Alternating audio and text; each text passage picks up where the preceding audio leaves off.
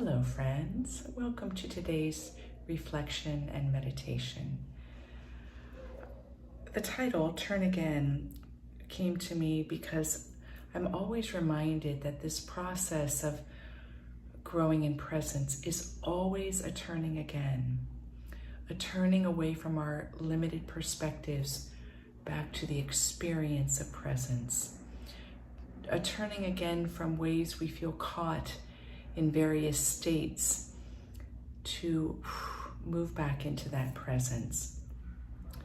And I want to keep this very real because it can be very easy in our experience of presence to then become the observer of presence, and then as the observer to move, instead of moving more deeply into the interconnectedness of experience, to move away is the wrong word, but for lack of a better word, away and isolate ourselves or be separate. But as I was reflecting on the topic of turn again, it got me thinking about time, because turn again has something linear about it, right? Where maybe we have this moment of presence, and then the next moment we're finding we're very distracted in our minds. And then we notice we're distracted in our minds and we turn back to presence. And this cycle can go on and it's very linear. But could it be that turn again could be broken out of this linear step-by-step idea? And I think that in order for it to have the deepest impact, it has to move out of that. And it has to for us to be liberated. Because ultimately, becoming present or being present is nonlinear. And linear is just one expression of it. Like time is just simply a dimension of our fullest experience, but it is not a dimension we're caught by. It is simply one way we're relating to our experience.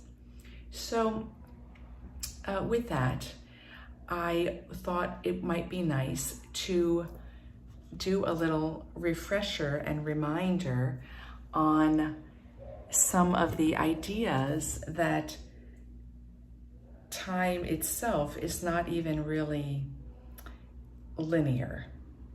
And I know that if you have studied this at all, you will be able to relate to this very, very famous diagram and experiment, which gives testimony in quantum physics to a reality that's difficult to grasp.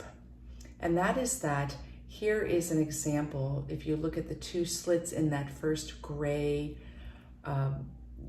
shield, or let's see, screen, it's called a screen, you'll see that when electrons are shot at this gray shield, then, or screen, then you can see that if you look at the effect on the screen behind it, it shows up like a wave pattern. It shows up with a lot of non-solid representation. But then if you actually measure the electrons at each given segment, and so you can see in the other one where you've got the little dots, when it's measured, they show up, the electrons show up like particles that exist as a very clear particle. And that mystery has really shown a lot of good reason that we need to soften our ideas around our experience and our history and our thoughts about things. And this is where I want to focus on thought, because turn again oftentimes is a thought process. I know in Buddhism it's largely applied to, well, if you get distracted with your thoughts, return to presence. Distracted, return. Distracted, return to presence. Nonlinear time theory has come forward as something quite significant, and that is that in the field of quantum mechanics, there exists this reality that there are multiple superpositions that are existing that can't be hemmed in by time, multiple superpositions, and that it is through observation or environment that concretizes something down. So what does that mean? So I am sure that at some point in your life, you have sat in the place of possibility. Wow, I could do this, or I could do this. That might happen, or that might happen. And you've sat there really sitting with the possibility that a number of outcomes or a number of choices could take place, right? And then I'm sure you have had the experience of an actual choice being made. For instance, you probably at a certain point in your life made a choice to say yes to a friendship or not, to say yes to a job or not, right? And so with that then, when we say yes for one thing, we're then implicitly saying no to lots of other things, right? We say yes to one thing, we're saying no to lots of other things. And with that experience then, we are invited to soften our ideas around linear time. Because quantum, the part of the contribution that's coming forward with this quantum physics realm is to take seriously the postulation that any number of outcomes for us being alive are possible, and that our perception and observation play a part in that. They are an agency, they play a part in that. I'm going to give a couple examples here. I remember when I was in my honeymoon period with the divine and was experiencing a lot of extraordinary phenomena. I was in Ohio at a university in a chapel, and I was caught in a very deep unitive state, and it was delicious. It was wonderful. And then out of nowhere, all of a sudden, I experienced myself as a light being in a room of a young Asian girl. And I didn't have any information of, was this happening across the world? Was this another time period? All I know is whatever was happening, it was real. Like I was really there. But I was cognizant that I was both in this chapel in Ohio and in this girl's room. And this little girl was going through something that scared her. And something about my being there was a consolation that freed her of fear. I didn't have words. I didn't energetically hold her, but there was something about the unsolicited experience of showing up there that was very real and had impact. When we consider that, what does that do to our idea of our lives? I'm going to give you another example. So in about, I think it was 2012, I was in Denmark for about 8 weeks for my work, my service in the world. And I was in Copenhagen. We weren't in Copenhagen the whole time, but I was in Copenhagen, and I was what was popular in Denmark is that if you had an office, a lot of times you had a little suite where you would sleep there, because many people lived in the countryside where it was beautiful and then would come into cities to work. And if they were working late, they had wonderful accommodations where they would sleep. And anyway, that's what me and a colleague were doing. He had a separate room and we were sleeping in separate rooms. And I remember I went to bed one night and I can't remember whether I was going to sleep or waking up or what was happening, but I was in either a lucid dreaming experience or I had woken. And I was laying there and I was filled with fear, and I was very clear that I was in that building in a different time period. And as I was laying there, it was on like the 3rd floor in this building, I heard a banging on the door downstairs on the 1st floor. And I was aware that it was the Nazi regime. And I was aware that my life was in danger. And so I was there in such fear. And what I decided to do, because there was nowhere for me to go, there was nowhere to escape, I decided that I was going to pretend like I was dead.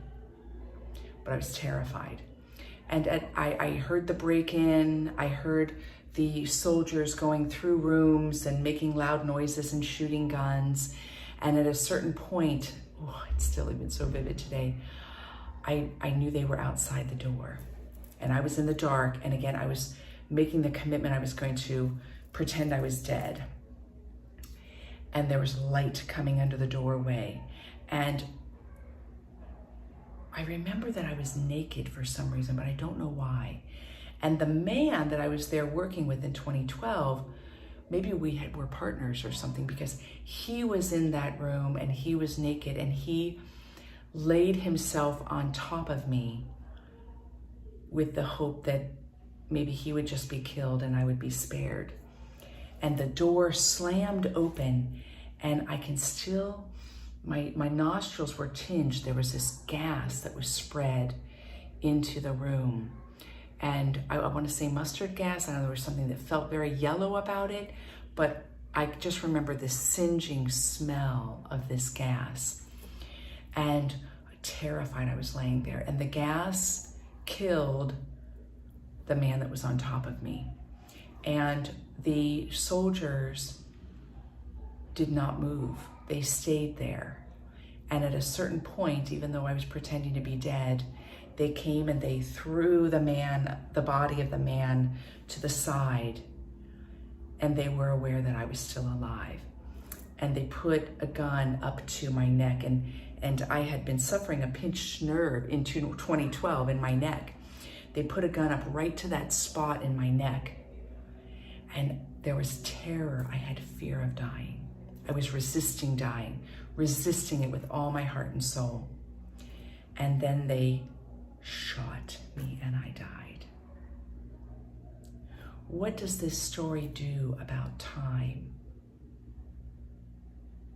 for you?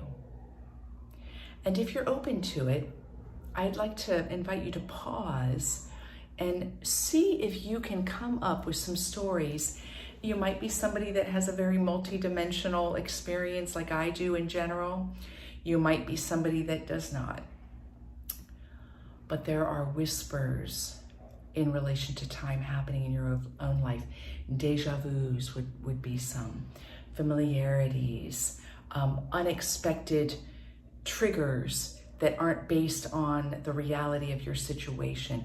All of these can be indicators that something that's not in your time reality of your experience. My name is Kimberly. I get up at this time. I do this work in the world that's not hemmed in by that. These are pointing to it. I'd like to invite you to stop and recount to yourself one or more of these instances. Why? So you can break yourself out of these ideas of time that are linear, We've got evidence in science. For instance, in Einstein's theory of relativity, he has made it very clear that an observable quantifiable movement of time disappears under certain conditions. For instance, clock time disappears at the speed of light. With the speed of an object moving, it disappears. It becomes relative based on the observer. He discovered this theory, I believe one of them is with trains moving. And if you're standing on the sidewalk and a train is moving past you, is the movement of time measurable different than if you're in a train moving the opposite direction or moving more slowly as the one is moving at the same speed? So we have that.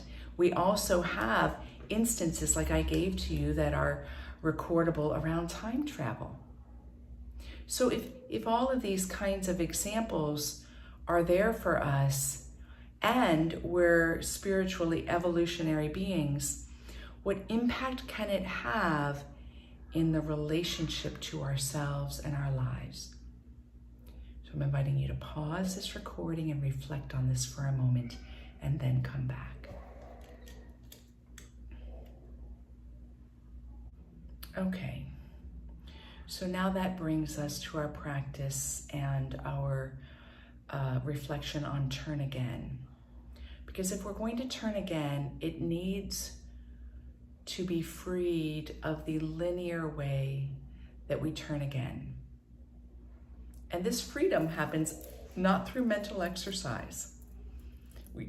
Yes, we stay the course. Yes, we're called to stay the course and return again. So there's a linear aspect to it, but to come into real freedom, we've got to be freed of that linear containment. And there is something that penetrates it, and that is compassion. Many things do, but we're going to talk about compassion here. What are we talking about here? So I want to read a few quotes by Pema Chodron. And if you're not familiar with Pema Chodron, she is well worth your time. She is an incredible light in our world. Here, and I'm going to let these just seed your consciousness. The only reason we don't open our hearts and minds to other people is that they trigger confusion in us, that we don't feel brave enough or sane enough to deal with. To the degree that we look clearly and compassionately at ourselves, we feel confident and fearless about looking into someone else's eyes.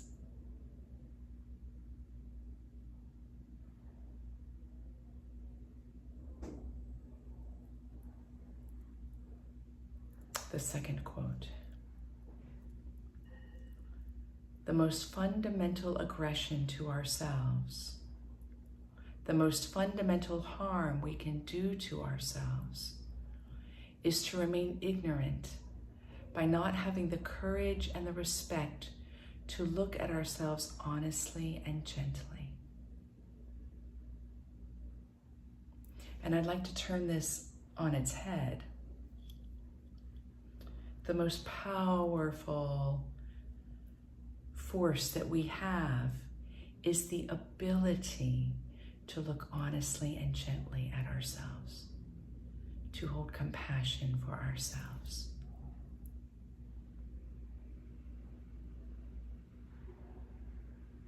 And the third one, that actually makes me want to cry. It's so beautiful, isn't it? Compassion is not a relationship between the healer and the wounded. It's a relationship between equals. Only when we know our own darkness well can we be present with the darkness of others.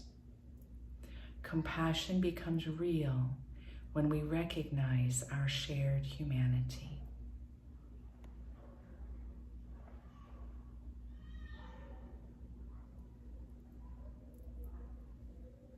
There was a poem that I wrote at one of the elections that came up in me spontaneously, and it was a poem that started out, "The dark is inside, the dark is inside me," because I felt such compassion for the darkness that was taking place in certain ways in the US, or at least my experience of it.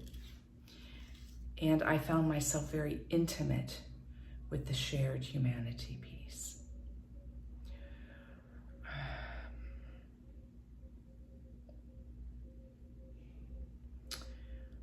We are going to go deeply into some of the recorded words of Jesus coming up. And I would say one of the qualities that is remarkable about this human being is his shared experience of humanity. His compassion was never the healer towards the wounded. His compassion was that he was fully human.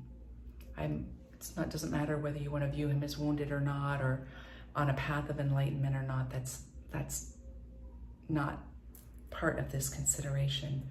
But if you look closely at his life, you will see that he had shared compassion, shared humanity. There's an intimacy there that is a shared humanity.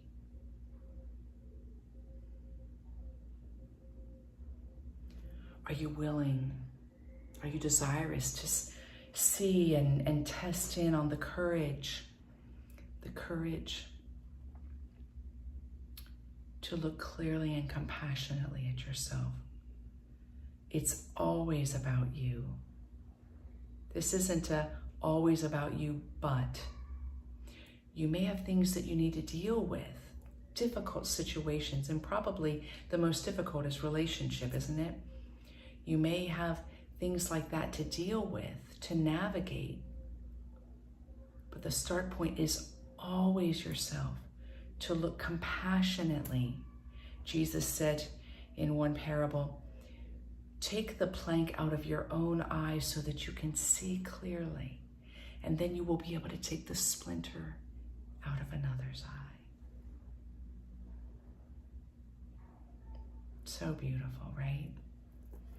So today's meditation is, I'm holding my mala, but we're not going to use it, is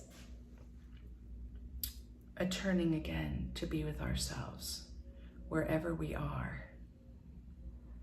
But to be there, not to be there in our minds examining it, not to be there in our minds judging it, not to be in our minds solving the problem,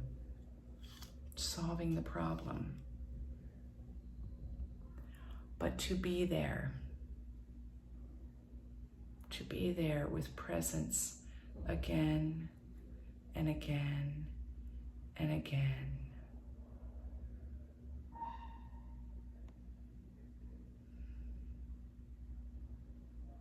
Lean in.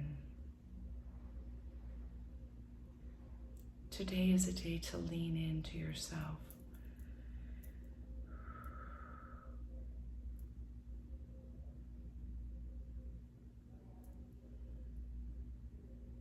So when you're ready, I invite you to close your eyes.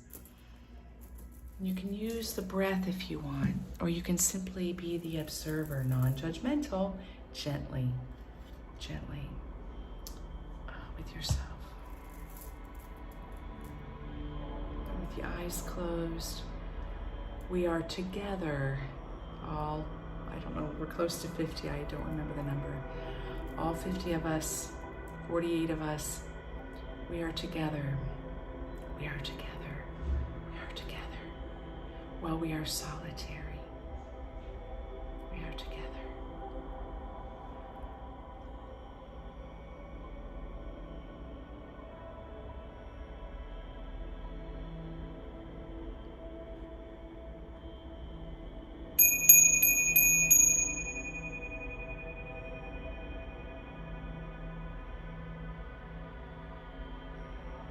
Lean into yourself. Again, use the breath if you need to. Use compassionate observation, but be with yourself. Be the one that gently and truthfully is there.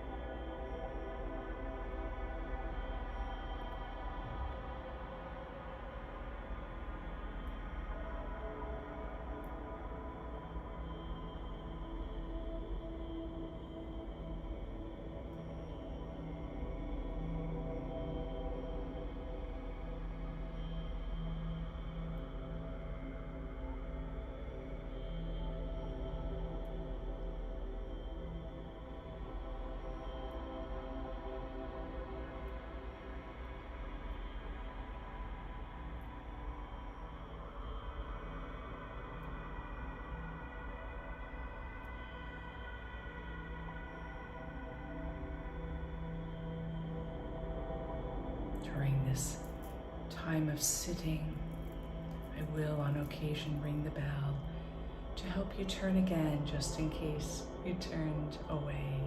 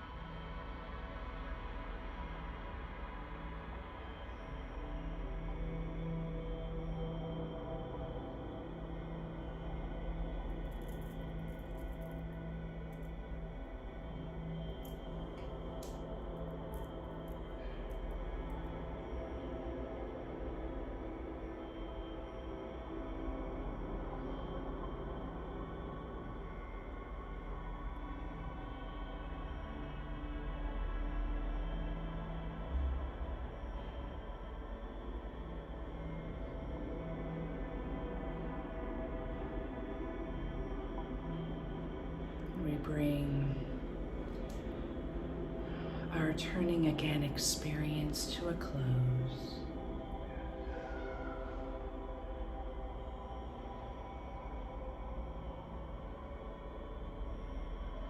Offer gratitude for the mind, the brain as well. The brain is part of the body, and every part of our body is a portal to presence.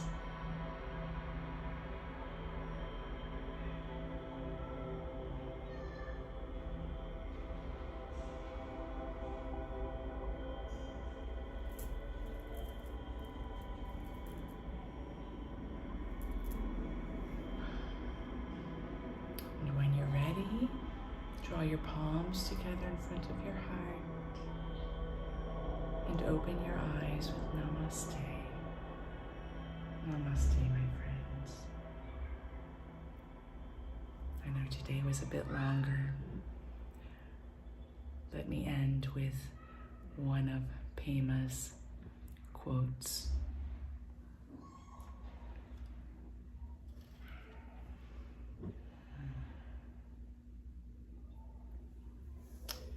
We think that the point is to pass the test or overcome the problem. But the truth is that things don't really get solved. They come together and they fall apart. Then they come together again and fall apart again. It's just like that. The healing comes from letting there be room for all of this to happen. Room for grief, for relief, for misery, and for joy.